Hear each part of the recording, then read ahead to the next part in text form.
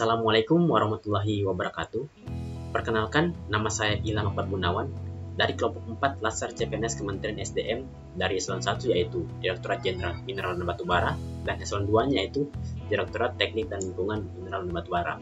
Di sini saya akan menjelaskan isu strategis kontemporer, salah satunya yaitu korupsi. Dimulai dari sejarah korupsi Indonesia. Terdapat 3 zaman korupsi yang pernah terjadi di Indonesia. Yang pertama itu zaman kerajaan, pada zaman penjajahan, dan pada zaman pasca kemerdekaan.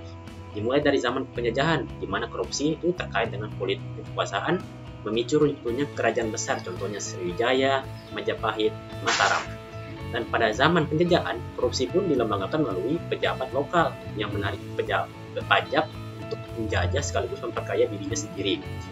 Dan pada zaman pasca kemerdekaan pun ada 3, yaitu Orde Lama, Orde Baru, dan Reformasi. Di Orde Lama terdapat upaya pemberantasan korupsi melalui Paran, Operasi Budi, namun semua itu gagal.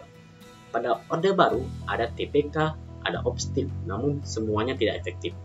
Pada zaman Reformasi ada banyak lembaga yang dibentuk, salah satunya itu KPK, namun korupsi semakin meluas hingga ke daerah. Pemahaman mengenai korupsi secara etimologi berasal dari Latin dari kata Latin corruptio yang artinya kebusukan, penyelewengan, dan ketidakjujuran. Adapun faktor penyebabnya diantaranya mulai dari individu sendiri, memiliki sifat tamak, moral yang rendah, terus gaya hidup yang konsumtif. Dari lingkungan pun adanya sifat masyarakat permisif, kondisi ekonomi yang sulit, dan sistem pengawasan yang buruk. Jenis korupsi menurut undang-undang ada penyalahgunaan wewenang, penyuapan, penggelapan jabatan, pemerasan, dan gratifikasi.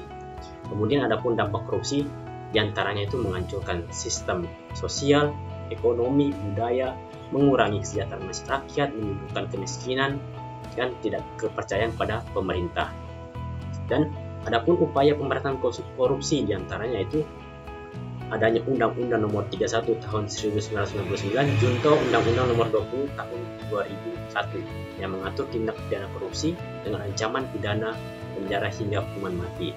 Peran masyarakat penting dalam pengawasan, melaporkan gratifikasi, membangun budaya anti korupsi. Adapun sikap anti korupsi diantaranya itu bersikap jujur, tertib, menghindari konflik kepentingan, menolak gratifikasi, melaporkan praktik korupsi. Kemudian terakhir diperlukan partisipasi masyarakat, bukan hanya tanggung jawab pemerintah. Demikian yang bisa saya sampaikan, kurang lebihnya mohon dimaafkan. Wassalamualaikum warahmatullahi wabarakatuh.